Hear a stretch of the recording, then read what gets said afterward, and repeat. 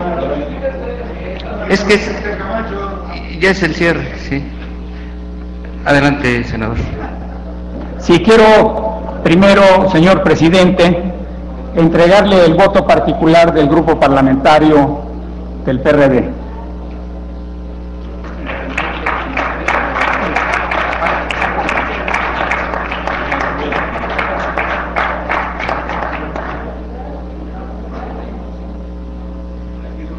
Vamos a tener que hablar de algunas cosas de veras.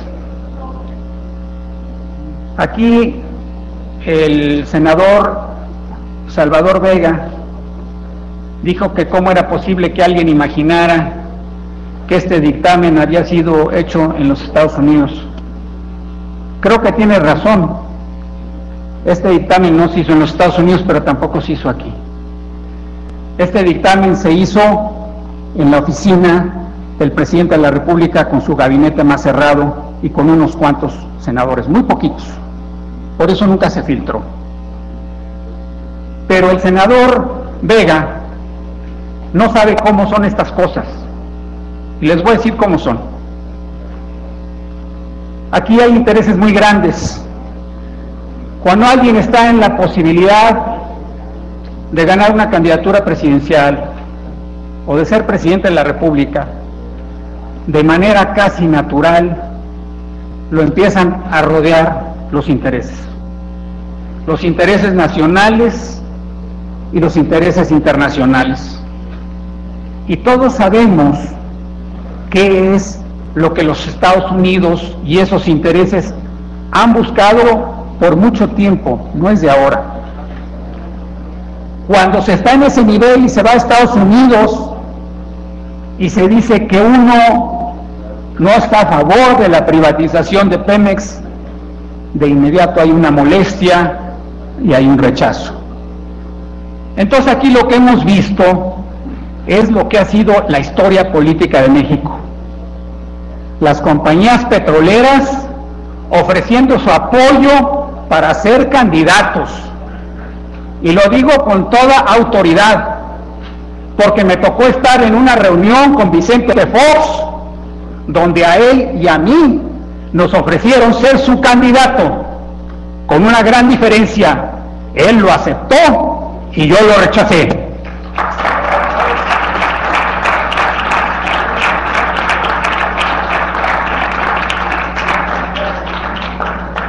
Después, ya para ser más candidato, para fortalecerse, entonces hay que mandar mensajes que sean aplaudidos por la prensa internacional.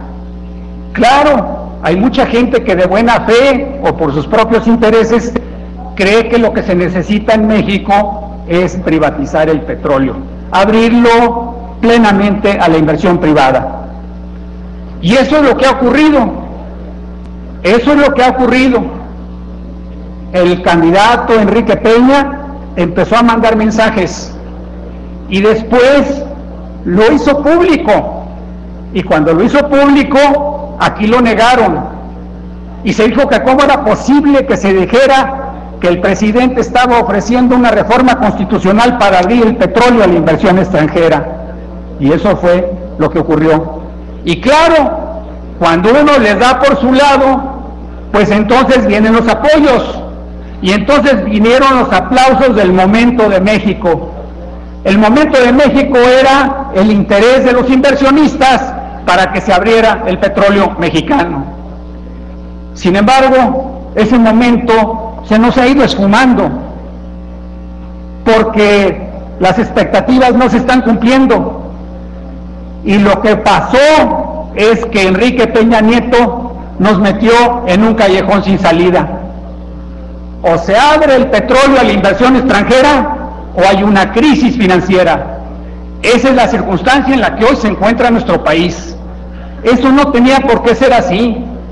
Tiene usted razón, se necesitaban muchos cambios en el sector petrolero y eléctrico, todos coincidimos, pero no necesariamente este cambio no era la única solución, era la más fácil. Es la manera de facilitar todo, provocar una burbuja financiera aplaudir durante 5 años y después dejar al país una vez más postrado. ¿Y qué es lo que aquí se dice? Aquí nos están diciendo que esto no es una privatización. Y sigo haciendo los recuerdos. A mí me tocó redactar el artículo 25. Aquí lo sabe Emilio Gamboa. Me tocó también redactar el artículo 28. No fui yo. Bueno, yo hice el trabajo de amanuense, pero fue la participación de grandes mexicanos como don Jesús Reyes Heroles, Antonio Ortiz Mena y Carrillo Flores, 3 hombres impecables, y ellos y su servidor hicimos esas redacciones. Entiendo de qué se trata y se los voy a resumir con toda claridad. Lo que las compañías querían y quieren es que se quiten 2 palabras del artículo 27, todo lo demás es intrascendente, son cosas menores. ¿Cuáles son esas 2 palabras? La prohibición de contratos y la prohibición de concesiones. Si se quitan esas 2 palabras, todo queda abierto. Si se quita la palabra contratos, puede haber contratos de utilidad compartida y puede haber contratos de producción. Si se quita la palabra concesiones, puede haber concesiones. Pero aquí ni siquiera hemos hablado con la verdad. Están haciendo ustedes una reforma constitucional tramposa. Niegan la privatización y sin embargo abren a todo el sector petrolero a la inversión extranjera. Déjenme explicárselos de una manera más sencilla, porque son cosas bastante complicadas. ¿Qué pensaría un jefe de familia y una señora que le digan, ¿cuál es tu patrimonio? No, pues mi patrimonio es mi casa. Ah, mira, es muy sencillo, para que tú tengas hoy más dinero y lo puedas gastar, ya tus hijos quién sabe qué va a pasar con ellos, fírmame aquí este pequeño cambio. Se llama un contrato de una promesa de compraventa. Ah, pero tú me tienes que dar una hipoteca. ¿Por qué? Porque si no, nadie me asegura que me vas a pagar. Eso es lo que se está haciendo con el petróleo mexicano, eso es lo que se va a hacer. Si no fuera así, entonces ¿para qué hay necesidad de decir en la Constitución que pueden registrar en sus libros esto como un patrimonio? Sí lo van a poder registrar los contratos. ¿Por qué? Porque esos contratos equivalen a una parte del patrimonio nacional. Entonces es cierto, no van a ustedes a vender Pemex, no va a comprarlo Repsol, no lo va a comprar Shell, pero eso no es lo que andaban buscando. Ellos andaban buscando y buscan solo 2 cosas. Una, el petróleo del Golfo de México, y 2, el Shell Gas. Y esta reforma abre a las empresas extranjeras la exploración del Golfo de México y del Shell Gas. Entonces la reforma constitucional está hecha de una manera en donde el hecho es la apertura al capital privado total, pero siempre encubierta, diciendo que no es privatización, que sigue habiendo rectoría. ¿Alguien cree con sinceridad que puede haber más rectoría con el esquema donde se abre la inversión de esta manera a la circunstancia actual donde el Estado tiene el control del recurso? Los compañeros ecologistas creen, por ejemplo, que una reserva natural se puede resolver mejor si nada más se hace una regulación a que si se tiene la propiedad del suelo de esa reserva. No, nada es más importante que el dominio, que el control y que la propiedad. Y eso es lo que hoy se está cambiando. Y entonces aquí vamos a terminar con el último argumento, el argumento de la mayoría. Es que la mayoría es la que decide. Ese es el último argumento. Aquí ya se dijo que el mandato que se recibió no era para abrir petróleo al capital extranjero. Nadie en México se hubiera atrevido, ni el propio candidato Peña se hubiera atrevido porque sabe que no hubiera ganado la elección. Y sin embargo, eso es lo que está haciendo. Es decir, no hubo un mandato para llevar a cabo esta reforma constitucional. Y sí es cierto, aquí los números dan para que se apruebe esta reforma constitucional. Los votos del PAN más los votos del PRI son más del 66% que se necesita. Y los votos del Verde son más del 66%, son el 70% o son más, son muchos. La pregunta es si una democracia puede funcionar así, si una democracia tiene derecho a aplastar a las minorías y si una democracia tiene derecho a pasar por encima de lo que establece la Constitución. Y la Constitución, de la misma manera que establece el derecho a votar esto en mayoría, también establece ya el derecho de los ciudadanos a decidir una decisión de esta magnitud. Eso ya está en la Constitución, el derecho a la consulta popular. Y ustedes están haciendo todo lo posible para que no haya consulta popular, es decir, por no respetar a la mayoría, porque allá afuera el 70% está diciendo no a esta reforma constitucional. Miren, desde la mañana luego nos irritamos aquí, porque aquí alguien habla duro, etcétera. No es mi estilo, nunca lo voy a hacer, además de veras hay un respeto a todos. Pero nos irritamos y no escuchamos lo que está pasando. Cuando entramos aquí yo creo que todos nos dimos cuenta.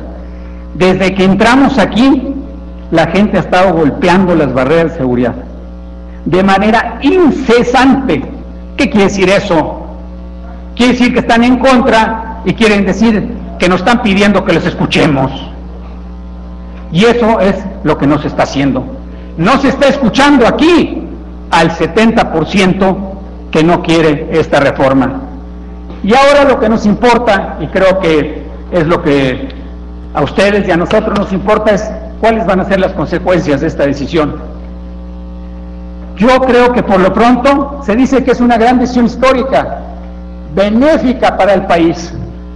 ¿Ustedes creen con toda sinceridad que va a haber alguien que salga al Ángel de la Independencia o que vaya al Zócalo a celebrar la aprobación de esta reforma constitucional? No va a haber nadie. Es una decisión que se tiene que ocultar. Es una decisión que es impresentable frente a los ojos de la mayoría.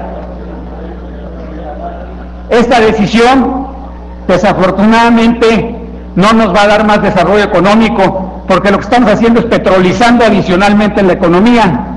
Y ya estamos pensando, como pensaban los españoles, estas economías de usufructo de recursos. Aquí vino el presidente de Israel y nos dijo, mi país no tenía nada de recursos naturales y decidimos invertir en la educación, en la ciencia y en la tecnología. El desarrollo de los países no se está haciendo con recursos naturales, se está haciendo con talento, con educación, con ahorro, con mayor igualdad, con honestidad y con instituciones fuertes. Y eso es lo que no estamos cuidando aquí. Entonces, esto va a petrolizar esta exigencia de mantener el mismo ingreso fiscal. Esta exigencia nos ata. Qué gran noticia en Colombia, que ahora ya el 20% de sus ingresos son de origen petrolero. ¿Saben cómo se llama eso? The Dutch Disease, la enfermedad holandesa. Es decir, el exceso de ingresos petroleros que petroliza las finanzas públicas y que hace que el tipo de cambio se sobrevalúe, y eso va en contra de la industria, en contra de la producción y en contra de la agricultura. Entonces, ¿cómo es que vamos a apostar todo a eso? Eso no es la solución. El desarrollo del país tiene que volverse a discutir, no es por este camino que se van a generar los empleos. Los números que se están anunciando nos tocará verlos porque esperamos, o por lo menos los que vivan los próximos 5 años que lo vean, se verá que no era cierto, como no fue cierto que con la reforma laboral se iban a crear 400,000 empleos y otras cosas. Y lo último, que yo lamento profundamente, que en vez de buscar una solución que reconcilie a México, lo que vamos a hacer es a dividirlo mucho más profundamente, a llenarlo de rencores y de encono. ¿Por qué nunca hemos sido capaces de hacer una verdadera negociación? Ustedes quieren esto, nosotros queremos esto, encontremos en efecto el mejor camino, hagamos los cambios que sean necesarios, fijemos la ruta, veamos los tiempos, es decir, una negociación. Esto no es una negociación, es una imposición de un compromiso político del actual presidente de la República que no lo enaltece. Es un compromiso que no será benéfico para el país y es un compromiso que dejará profundamente dividida a la nación. Muchas gracias. Señoras senadores, señoras senadores, damos paso ahora a las intervenciones de los senadores que se han registrado para rectificación de hechos hasta por 5 minutos. Ruego a todos ustedes, los participantes, seamos respetuosos del tiempo en tribuna y